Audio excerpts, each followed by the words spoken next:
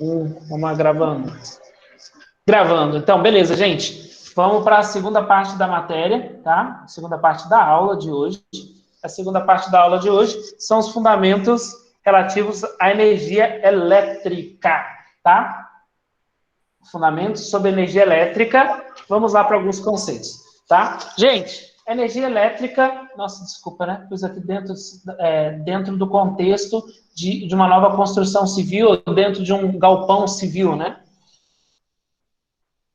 Que se enquadra tanto na engenharia civil, quanto dentro do mecatrônica. Engenharia civil para construir, mecatrônica para fazer toda a parte de instalações elétricas dentro daquele galpão, por exemplo.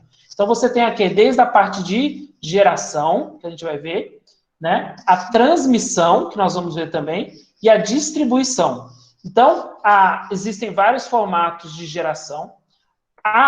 A transmissão normalmente é muito parecida, né? Normalmente se usa uma transmissão semelhante. Tem transmissão AC, alternado, e DC, contínuo, mas não tem tanta variedade assim, tá? Tem as subestações de energia, tá? Nós vamos ver isso, né? Normalmente uma cidade tem subestação, ou dependendo do porte da empresa, ela tem uma subestação própria de energia elétrica, tá? E tem uma parte de distribuição, que pode ter um formato normalmente para residências, e pode ter um formato um pouco diferente para indústrias, né? Dependendo do porte da indústria.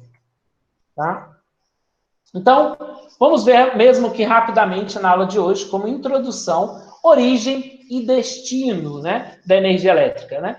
Vamos colocar o quê? O sistema de energia elétrica ele é formado por 3 pontos principais que eu acabei de citar. Primeiro ponto, geração. Segundo ponto, transmissão. Terceiro ponto, distribuição da energia elétrica. Então, mais uma figurinha aqui, né? Gente, eu não lembro quantos de vocês tiveram oportunidade. Eu acho que só mecatrônica, né? Infelizmente, o curso de engenharia civil entrou. Se está no terceiro, entraram e já tiveram o problema da pandemia. Mas existem 2 viagens que a nossa faculdade faz. Provavelmente vocês não sabem, só podem ter ouvido histórias, né? Eu fui na primeira viagem. Então, na verdade, eu fui a primeira turma que conheceu a hidrelétrica Itaipu, né? Eu fui lá, levei a turma, na verdade, foi a turma de engenharia civil, engenharia de produção, foi uma galera conhecer Itaipu, conhecer Foz do Iguaçu. Mas não é só esse tipo de geração que nós temos. Nós temos um outro tipo de geração que, inclusive, também nós fomos já conhecer, que em... Como chama a cidade? Em Angra, né? Que é Angra 1, Angra 2 também, que é o formato de geração de energia diferente. Nós vamos falar um pouquinho sobre isso também. Então, aqui a gente vai ver, nós veremos a questão da geração, a questão da necessidade. Por que eu pus o transformador? Porque o transformador é um tópico importante dentro, até mesmo da parte entre geração e transmissão, e dentro da parte da distribuição também nós temos transformadores. E dentro até mesmo das indústrias, nós temos o contexto do transformador. Eu acredito que a turma de mecatrônica já deve ter visto o conceito de transformadores em outra aula, mas a gente não vai gastar tanto tempo também, não. Só dar um overview. Silas, você lembra se você viu isso em outra aula? Não sei se o Silas está indo aí. Professor, a gente viu algumas coisas sobre transmissão, mas não foi muito profunda, não. A gente está vendo agora com o Douglas em eletrotécnica. Ah, bacana. Bacana, bacana.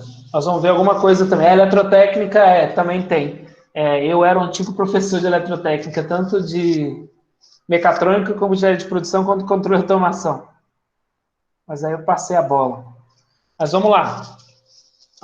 E aí, nós temos aqui a parte, né? Obrigado, viu, Silas? Aí tem a parte de transformador, tem a parte de transmissão, tem toda a parte de distribuição, a subestação, as subestações, né? A subestação distribuidora. E a questão das diferenças entre os consumidores, né? Pode ser uma casa, pode ser empresas de diferentes portes, né? Um porte diferente de empresa, um outro porte diferente de empresa, tá?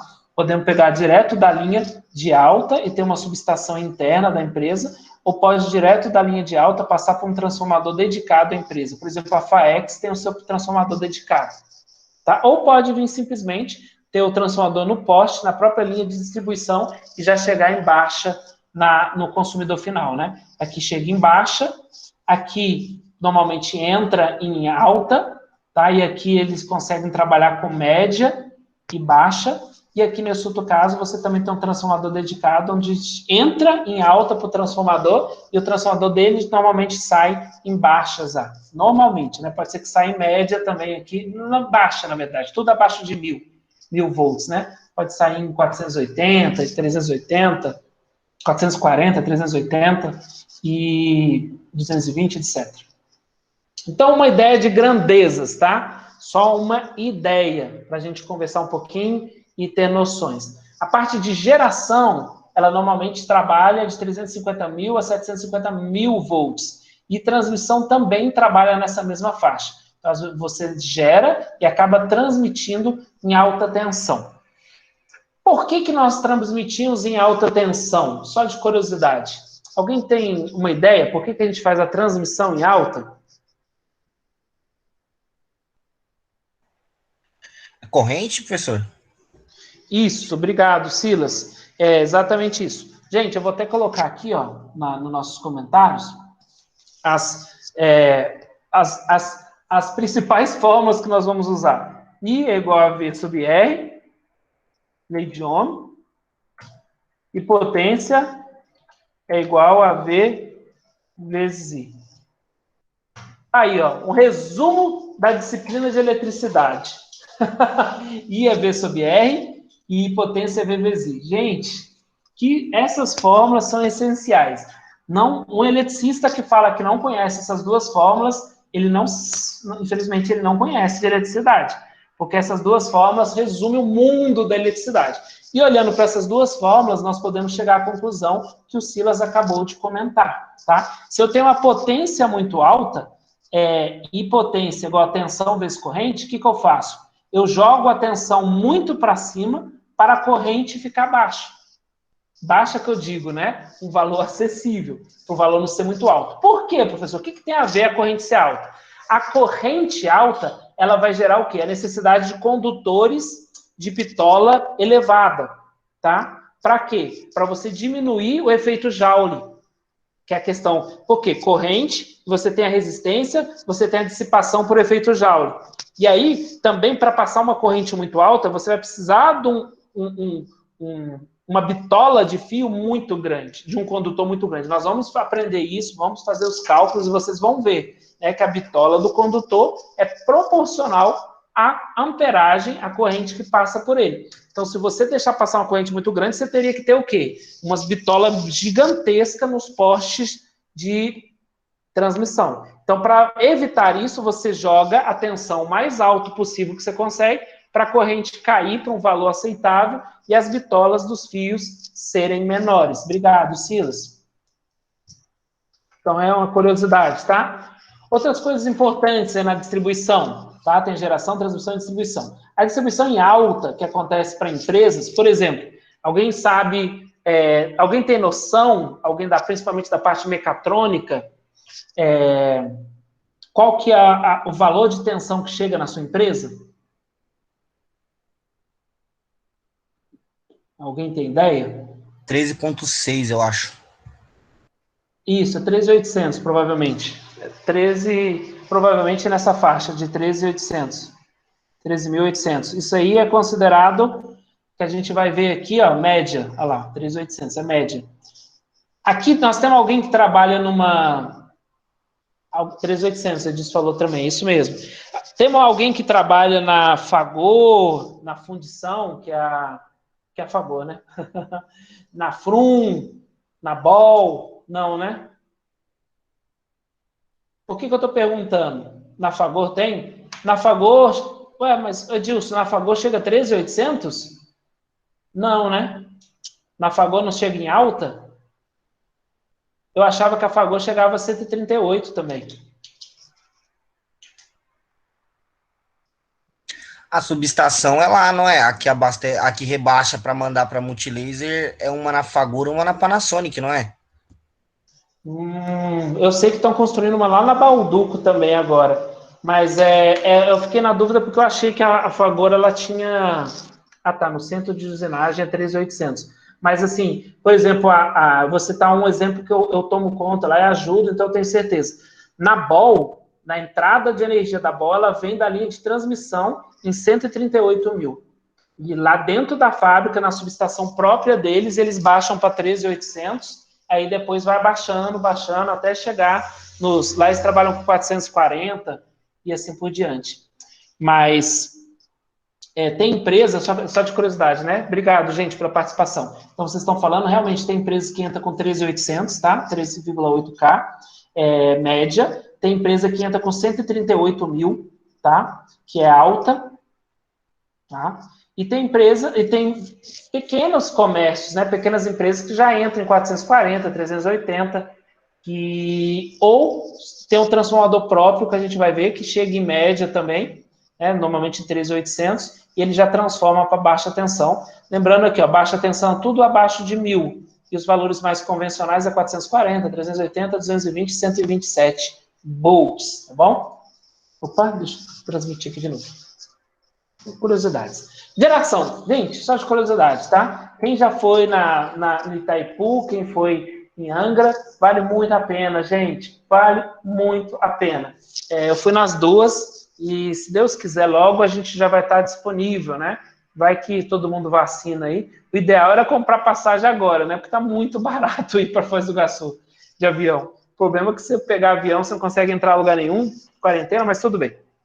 Então, na geração de energia elétrica, uma tensão alternada é produzida, a qual é expressa por uma onda senoidal, né? Então, o sinal gerado, desde lá de Itaipu, por exemplo, ele já é um sinal senoidal, tá? De 60 Hz. E a frequência dele é fixa, e essa frequência de 60 Hz Brasil, ela depende justamente do processo de geração de energia, tá? E a amplitude varia conforme a modalidade de atendimento, né? Baixa, média e alta tensão. Essa onda senoidal propaga-se pelo sistema elétrico, mantendo a frequência constante, isso é fantástico, né? A frequência não muda, e modificando o quê? A amplitude. Porque a amplitude, ela vai o quê? Sofrendo atenuação à medida da distância, né? Porque nós temos a questão da perda na linha de transmissão, que é um dos motivos também da gente aumentar muito a tensão e diminuir a corrente, para diminuir a perda. Os consumidores conectam-se ao sistema elétrico e recebem o produto e o serviço de energia elétrica, tá? Aqui nós temos, tá, gente, eu preciso atualizar, vocês me desculpem, não está tão atualizado assim, tá? Mas, enfim, na geração, no Brasil, a maior parte da nossa energia é gerada nas hidrelétricas, tá? A maior parte. É claro que a parte de geração solar e geração eólica está aumentando consideravelmente, mas ainda não chegou às hidrelétricas. Por que eu preciso atualizar isso aqui? Por exemplo, a hidrelétrica Belo Monte, na verdade, ela já foi construída, né? Se a energia dela não está chegando aqui ainda, é devido à parte de transmissão, tá? Que eu tenho que pesquisar mais, mas até onde eu tinha visto, não estava totalmente desenvolvido. A parte de transmissão precisava ainda evoluir para trazer energia da Belo Monte para pontos principais. Mas eu acho que o estado de São Paulo já está chegando, tá? Então, a primeira de todas é Itaipu, tá? 14 mil milhões de watts, lá no Paraná, tá? No Rio Paraná, estado de Paraná. Depois vem a hidrelétrica Belo Monte, que é a segunda maior, que já tá construída. Depois vem a Tucuruí, no Rio Tocantins, 8.370 milhões, tá? Depois a usina hidrelétrica Luiz Tapajós, essa estava em projeto, eu tenho que me atualizar com relação se ela já está em construção. Depois Giraú, Santo Antônio, Ilha Solteira funciona já, né? São Paulo, Xingó também, hidrelétrica Paulo Afonso também é muito conhecida, e Jatobá. Tá, isso aqui, essas informações aqui tem uns 2 anos, por isso que eu preciso me atualizar. Mas em 2 anos atrás, nós tínhamos aqui, ó, metade das hidrelétricas não estavam prontas ainda. E isso por quê? Por que apareceu tanta hidrelétrica para construção? Isso aqui tudo é efeito do apagão, tá, gente? Lá atrás, quando o Brasil teve o problema do apagão, o apagão gerou o quê? Uma evidência que o Brasil estava com problema de energia elétrica. E aí gerou toda essa parte de projetos e início de construção de todas essas hidrelétricas. E para falar bem a verdade, o Brasil ainda funciona no limite, né? Com a construção da Belo Monte, beleza, aumentou e melhorou muito, tá? Mas, porém, contudo, todavia, entretanto, vocês têm que entender o seguinte, aumentou o número de empresas. E entendam, gente, energia elétrica é muito importante. Por quê? Sem energia elétrica, não tem como ter expansão do parque fabril. Sem energia, a empresa não funciona. Então, entendam, o crescimento econômico de um país depende de energia elétrica, por incrível que pareça. Depende da disciplina que nós estamos conversando. Depende de investimento na parte de geração, tá? Não tem como. Se vocês conhecerem alguma empresa que trabalha sem energia, sem uso de energia elétrica, vocês me contam, né? Porque até escritório de direito, escritório de psicologia, todos usam energia elétrica, né? Deixa eu ver se tem alguma pergunta. Beleza, não. Vamos lá. Qual que é vamos dizer assim, uma forma simples de se enxergar o processo de geração da hidrelétrica, tá? Como que funciona dentro de uma usina? Basicamente, nós vamos usar a energia potencial. Desculpa. Energia potencial por quê? Você vai ter um reservatório de água, esse reservatório de água vai ter uma coluna, tá? Uma coluna de água, e aí essa coluna de água vai ter um efeito, uma energia potencial, né, que vai produzir o quê? Essa água gerar uma movimentação, né, um deslocamento de água aqui. Esse deslocamento de água vai gerar uma turbina, e essa turbina, através de um efeito eletromagnético, vai gerar energia, tá? Basicamente, gente, um motor elétrico, você coloca energia elétrica nele e ele gera o quê? Movimento mecânico. Um gerador é o contrário. Você coloca um movimento mecânico nele, aqui nos eixos, né, da turbina, e do outro lado sai energia elétrica. Então, o motor elétrico é como se fosse o inverso de um gerador, mas o princípio de funcionamento é muito parecido, tá? E aí você consegue, através de água, de própria água aqui mesmo, né, gerar energia elétrica. Então, a questão da geração da energia elétrica por hidrelétrica é algo muito limpo, vamos dizer assim, né? Você está usando a água da natureza, tá? Em uma coluna de água, né? O que é ruim, que as pessoas falam mal? É que você tem que represar, né? Isso aqui é uma certa agressão, entre aspas, para a natureza, porque você represa e aqui você acaba gerando um obstáculo não natural para a água, né? Mas, enfim, fora isso, é muito limpo, né? Uma forma de geração muito eficiente também. Quais são outras fontes de geração de energia? A energia solar está crescendo, gente. Ó, muito acelerado. E aí é uma coisa que está interligada. Se começa a vender mais a parte de energia elétrica, eu consigo o quê? Produzir mais. Se eu consigo produzir mais painéis elétricos e todos os equipamentos voltados para a parte elétrica, o que acontece? Eu consigo começar a diminuir o custo. Se eu começo a diminuir o custo, eu consigo o quê? Viabilizar mais projetos. E assim sucessivamente, né? Existem várias empresas. Oi. A solar com a fotovoltaica é a mesma? Isso. Energia solar. Em cima de células fotovoltaicas. Ah, tá. Bom, obrigado. Nada. Então, gente, eu fui, por exemplo, eu fui em três laticínios em Cambuí, recentemente. Dos 3, 2 trabalhavam com energia solar. E, por sinal, fica aqui o meu elogio. Que impressionante a instalação dos laticínios. Nossa, eu fiquei impressionado. Muito limpos, muito organizados. Nossa, teve um dos 3 laticínios que eu visitei, a instalação elétrica era um show, um negócio assim, bonito de ver. Eu falei assim, me impressionou, parabéns, fiquei muito feliz. Inclusive, nesse está funcionando a energia solar, tá? E lá, a geração deles é bem significativa.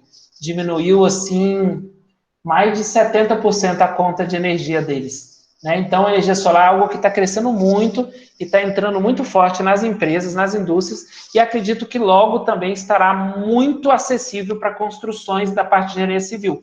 Lembrando que, gente, a parte de construção sustentável é um negócio que vai cada vez mais ganhar mais mercado, né? Energia eólica, desculpa. Energia Ô, eólica também professor, está crescendo muito. Oi. eu não sei se o senhor sabe, mas o Bioqueijos ali na avenida que vai para a FAEX também é energia solar. Foi colocada 83 placas para suprir o que ele precisa ali. Bacana, Marcos. Obrigado pela informação. Não sabia, não. Aqui em Extrema eu não acabei não atendendo nenhum laticínio. Nossa, falando isso, até vou entrar em contato com o Bill. Mas que bom. Bacana você ter comentado. Que eu vou usar também exemplo, é importante para a gente, né? Extrema também tem aumentado muito. A prefeitura tem comprado muito essa ideia, né? Para estimular a parte de sustentabilidade. Bacana. A parte de energia eólica, gente, quantos de vocês já viram as hélices passando aqui na Fernão Dias? Nossa, o Brasil tem investido muito nessa parte de geração de energia eólica, mais para o Nordeste, se eu não estou muito enganado, né? Onde nós temos muito ventos. E acredito eu que se tivesse aqui em Extrema também ia ser uma boa, né? Que o lugar para ventar. E energia nuclear, que é algo bem antigo, né? Que é, por exemplo, lá em Angra tem, né? Geração por energia nuclear. E é bem interessante visitar Angra porque você vê o ponto de vista deles, né? Eles defendem que eles também são sustentáveis e que também eles são limpos também, né? Uma energia limpa. Mas a gente entende que tem toda uma questão dos cuidados com os resíduos nucleares. Tá? Beleza? E aqui, aí nós tivemos, né, já a participação do Marcos Fernando aí, que ele já conhece também. Nós temos aqui um resuminho de como que seria uma geração de energia solar. O Fulvio colocou a curiosidade dele, né? Nós temos aí os painéis fotovoltaicos, que a partir eles fazem a conversão da energia solar em energia elétrica. Aqui nós estamos com o exemplo onde a energia elétrica é em corrente contínua. Então, as células vão transformar a energia solar em energia elétrica contínua, aí você passa por um inversor. Por que a gente chama de inversor? Porque normalmente a gente entra com energia alternada e sai contínuo, que é uma fonte faz, né? Uma fonte de alimentação faz isso. O inversor, ele faz o inverso, que é pegar uma energia contínua e transformar essa energia em uma energia alternada, que é o que a gente usa dentro de empresas, né? Dentro de residências. E aí você consegue fazer o consumo e você tem um medidor de energia que pode fazer o quê? Você pode devolver e até mesmo vender, né, energia para a rede elétrica, e você pode também não ter a sua produção 100%. Então, você pode também continuar recebendo energia da rede elétrica e aí você vai ter a diminuição, por exemplo, da sua conta de energia. Tá bom? Só de curiosidade para vocês. Depois eu posso pôr fotos, né, onde que a gente tem toda essa parte do painel dos inversores, painel normalmente é mais difícil de você ver, porque está dentro das empresas os painéis de inversores. Os painéis fotovoltaicos, normalmente vocês veem, né, instalados no telhado das empresas, onde tem todo um cuidado para pegar o máximo da irradiação solar e assim por diante. Curiosidades. Transmissão, né? A transmissão normalmente é o quê? A rede de transmissão liga as grandes usinas de geração às áreas de grande consumo, né? Por exemplo, lá Itaipu até São Paulo. Em geral, apenas poucos consumidores com alto consumo de energia elétrica são conectados às redes de transmissão, onde predomina a estrutura de linhas aéreas, né? Eu citei uma empresa aqui de Extrema que eu tenho certeza que está ligada na linha de transmissão, que é a Ball, né? Uma empresa de latas. A segurança é um aspecto fundamental para as redes de transmissão, isso é mais que evidente, né? Qualquer falta neste nível pode levar à descontinuidade de suprimento para um grande número de consumidores. Então, o cuidado e todos os cuidados na linha de transmissão é muito grande, porque se uma linha de transmissão parar, para uma cadeia de clientes, uma cadeia de empresas. E a energia elétrica é permanentemente monitorada e gerenciada por um centro de controle, e tá aí, né? Quando eu era criança, eu brincava que isso aqui eram os robôs, né? Você enxerga aqueles robôzão alto, e aqui é um exemplo de linha de transmissão. E a distribuição é o que vocês conhecem, que vocês veem aí nas residências, né? Dentro das cidades, vamos dizer assim. Essa distribuição alimenta consumidores industriais de médio e pequeno porte, consumidores comerciais e de serviços, consumidores residenciais. Normalmente a gente tem mais no alto a média e mais baixo a baixa, né? baixa tensão. Aqui, distribuição versus padrão de entrada, né? Nós temos aqui, de novo, toda a parte de geração, as subestações de energia, torre de transmissão, subestação de entrada da cidade, as linhas de distribuição, até chegar na residência. Chegando na residência, eu tenho o quê? Por exemplo, o padrão de entrada. Sendo que o padrão de entrada, você vai ter um padrão de entrada que pode ser monofásico, bifásico ou trifásico, você vai ter um ramal de ligação, e desse ramal de ligação você tem toda a parte de entrada, tá? Da sua residência, um quadro, né, na entrada e um quadro de distribuição já interno à sua casa. Beleza? Deixa eu ver agora aqui os comentários da nossa super introdução aqui uma rápida olhada, né? Deixa eu ver aqui. Tá, mas precisa ser mais acessível, energia solar. Infelizmente, o Edilson comentou, ainda não é tão acessível, não. A energia solar, o Marcos Fernando pode dizer um pouco mais, mas o payback que a gente fala é o quê? Você investe um dinheiro e aí você vai ter uma economia de conta de energia. Então, você precisa ter um consumo de energia elétrico alto para o seu payback vir ser melhor, vamos dizer assim, né? O Marcos Fernando até escreveu aqui. Uma residência média fica na faixa de R$10 mil para começar a pagar o mínimo. Tá? Então, aí é um investimento de 10 mil. Alguém levantou a mão. Quer falar? Pode falar, gente. Ô, professor, para se montar a energia solar em casa, pelo risco de contaminação da rede, precisa-se ter um projeto assinado por um engenheiro, tal, ou não? Não tem essa necessidade. Você pode fazer e só contratar a Energisa e fazer o acordo com eles. Como funciona isso aí? Essa é uma boa pergunta, viu, Silas? Eu preciso me aprofundar, mas até onde eu entendo, precisa de projeto junto à Energisa, sim. Edilson, você sabe, Marcos Fernando, quer dizer, você sabe dizer se tem valor de potência para poder entrar com o projeto, ou são todos que precisam de projeto? Até de onde eu sei, precisa, porque os meus colegas que trabalham com a parte de energia solar, eles trabalham com engenheiro eletricista para fazer os projetos. Ô, professor, todos precisam entrar com um projeto na Energisa ou qualquer que seja a rede, porque o relógio pode ter que ser mudado de um convencional para um bidirecional. Ok, obrigado. Aí o Marcos Fernando já ajudou nós aí, ó. Cultura. Valeu, Marcos Fernando. E mais uma pergunta, professor. Para você conectar duas redes, ela tem que sincronizar, certo? E parece que a energia solar você consegue fazer tipo um sistema de crédito e débito devolvendo a energia solar que você não usa. Isso. Como que é feito nessas casas? Como que é feito a volta? Como que é feito a sincronização dessa energia para não dar problema com a rede de Energisa? Então, foi justamente o que o Marcos Fernando falou agora. Eles instalam um relógio bidirecional, que você vai estar apto para devolver, né, você conseguir devolver, entregar energia para a rede. Né, você vai disponibilizar. Você vai trabalhar como se fosse uma... Então, a pergunta é interessante, Silas, porque, na verdade, a energia que a gente recebe, ela pode vir de mais de um lugar diferente. Né, de mais de uma usina, por exemplo, diferente, tá? E aí você tem a parte de sincronização, ela não é muito complexa, vamos dizer assim, dentro desse ambiente de geração, tá? Mesmo sendo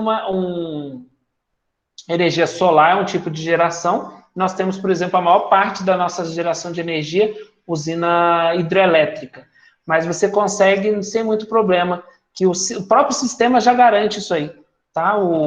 De geração de energia solar. Eu fiz uma pesquisa mais ou menos, pelo que eu tinha entendido, como é que chama? É um sistema, né? A distribuição de rede que a gente tem no país, chama sistema, né? Uma coisa assim. É uma palavra lá que tem. Aí, para toda usina fornecer para ela tem que ter tipo aquele CPAN que tem na fábrica, que sincroniza e garante que ela vai entrar na mesma sincronizada com o resto. Se ela entrar diferente, ela como se é, mais ou menos, ela abre um disjuntor e tira aquele gerador de energia até ele voltar a sincronizar. Então, todas as hidrelétricas têm que ter isso para quando ela jogar na rede ser toda sincronizada e não dar problema. Isso, a gente vai até ver igual a empresa faz. Aí como funciona? Minha dúvida é como que a casa vai fazer isso? Porque ela não vai gerar na mesma da hidrelétrica. Nada gera tão sincronizado assim, né? Não, não gera porque a sincronia é fina, né? Na verdade, até. Se for pensar 60 Hz são 60 ciclos por segundo. E se você for pensar em sincronia de energia certinho, tem sim a questão das pequenas diferenças que pode entrar somando ou subtraindo na energia principal, né? Vamos falando agora só em questão de amplitude. É porque E se na sim, fábrica entrar o gerador e a energia junto esse é e o não problema. sincronizar, já estoura tudo, né? Não, é problema. Não, isso não, e, na verdade, o gerador da fábrica, exatamente, ele só entra quando cai. Se entrar junto, ele pode dar problema. Ô, professor, Oi. não sei se eu posso completar um pouco do que o senhor falou. É que no sistema fotovoltaico, o inversor ele tem um sistema de segurança. Ele precisa da energia da rua para poder funcionar. E ele tem uma espécie de leitor que ele identifica a corrente, tudo o que chega nele. Tanto que se a energia abaixar muito, ele para de funcionar. E se a energia subir muito, ele também para não queimar nem nada do tipo. Então ele faz toda essa leitura antes de poder mandar para o relógio e injetar na rede. Aí, ó, Marcos Fernando ajudando a gente aí, Silas. Já que ele tá aí, energia solar é gerada em AC ou DC, professor? Eu tenho essa dúvida. Eu não sei como que é funcionada para gerar ela. Então, a energia, o painel solar é DC. O painel solar. Os que eu conheço, os sensores que eu conheço, são todos DC. Por isso que tem o inversor. Aí você trabalha com o inversor, que pega energia contínua, né? Da célula fotovoltaica, que vem contínua, e você inverte para o AC. E pelo que o Marcos Fernando acabou de contar para a gente aí, quem garante, foi interessante, eu não sabia quem era o principal, que eu não estudei a fundo, né, a parte do inversor voltado para a parte de geração. Quem garante o sincronismo, então, é o próprio inversor de frequência mesmo, específico para essa parte de energia solar. Que muito obrigado, né? O Marcos falou pelo comentário. Pelo jeito, ele pega uma amostra e, através dessa amostra, ele sincroniza, Silas. Então, a sincronização é garantida pelo inversor, pelo que o Marcos Fernando explicou, e precisa ter alguém inteligente para fazer a sincronização. E, pelo jeito, é ele. Ô, professor, o inversor é como se fosse o coração do sistema. Tanto que ele é de longe a peça mais cara. Sem ele, nada funciona. Bacana. Então, provavelmente, essa é a grande resposta. Ele é o que faz a parte de administração da rede, sim, Silas. Que você tem razão. Por exemplo, quando as redes, as geradoras de energia, elas trabalham em rede anel, né? Uma boa parte delas. Então, elas estão conectadas, porque se uma cair, a outra tem que entrar e vai suprir as necessidades, né? Elas trabalham em conjunto de alimentação. Então, estão interligadas entre si e sim tem que ter a parte de sincronização e a parte dos cuidados, que é feito por um sistema inteligente também, né? E conectado, e sempre atento, né? Provavelmente, o inversor de frequência que eles fizeram, ele faz algo semelhante em menor escala, né? Essa parte de sincronização. Bacana, muito importante, viu? Obrigado, tanto o Silas pelo comentário, quanto o Marcos Fernando para nos ajudar, porque realmente eu não sabia de quem conseguia fazer essa parte de sincronização. Então, pelo jeito, é o inversor mesmo que faz todo esse meio de campo.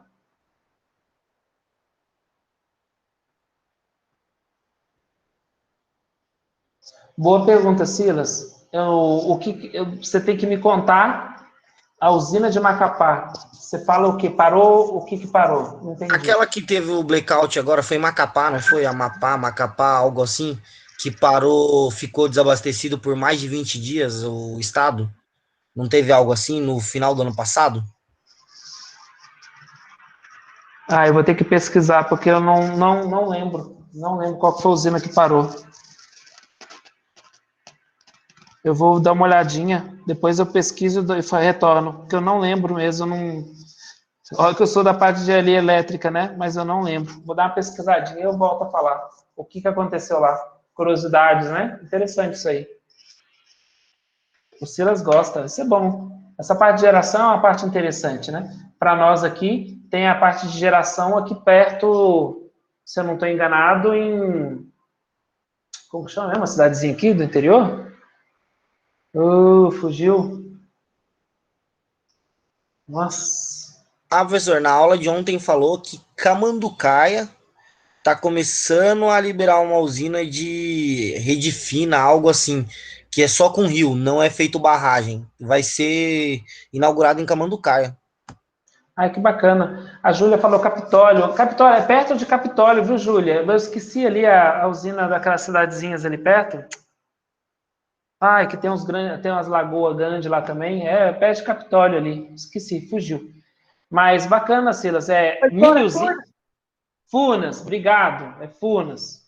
Tem Três Marias também, obrigado. Tem Três Marias e tem Furnas. Isso, mas muito legal o que o Silas comentou também, existem outros tipos de geração. Se vocês passarem daqui, forem para Pouso Alegre, depois entrarem ali Santa Rita, Itajubá e passarem na Serra, vocês vão ver que lá na Serra, lá perto de Delfim Moreira, também tem usinas já. Pequenas usinas, né? Mas são usinas que geram energia ali, com aquela água da serra.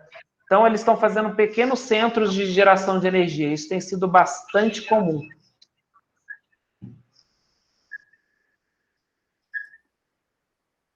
O Silas falou que Cambuí tem uma usina abandonada. Essa eu não conheço, não.